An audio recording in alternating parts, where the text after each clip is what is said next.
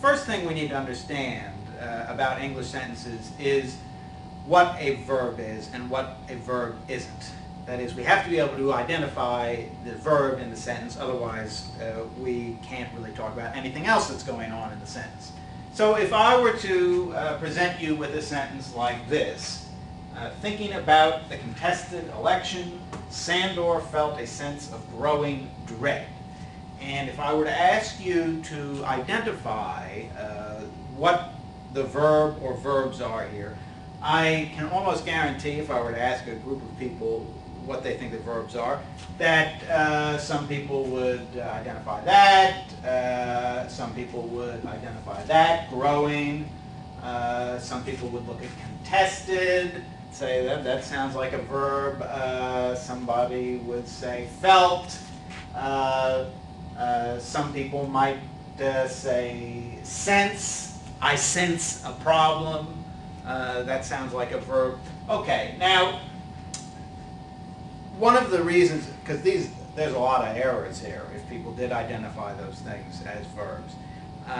In fact, I'll give it away right now. There's only one verb here, and it is felt. Felt is a verb, and nothing else in this sentence is a verb. Now, one cause for confusion is, I think that the most common definition people have of verb is that it's an action word.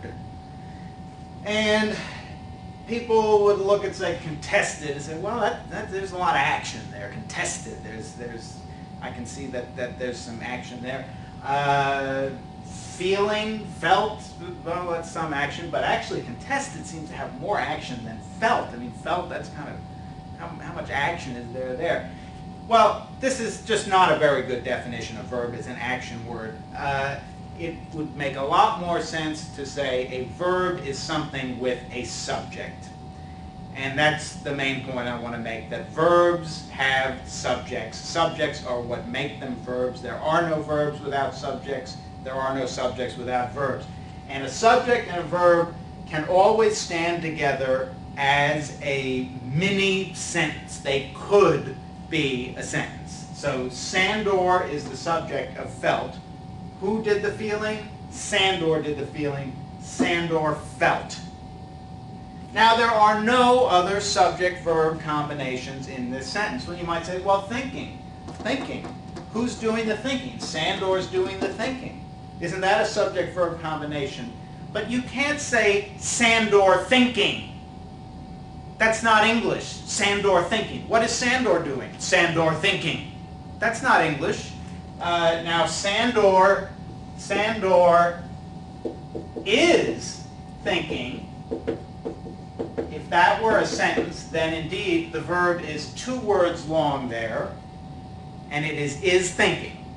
And that would be an example of a verb there. Sandor is thinking. But none of these other things have subjects. Thinking, Sandor thinking.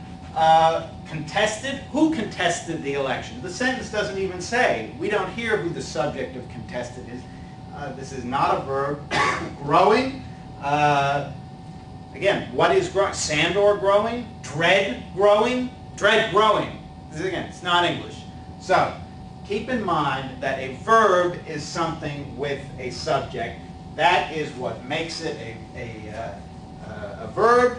And this is why, basically, except for commands, the shortest sentences in English are 2 words long. And the 2 words are a subject and a verb. For example, Sandor wept. That is about as short a sentence as you can have. The subject and the verb. Verbs have subjects. That's what makes them verbs.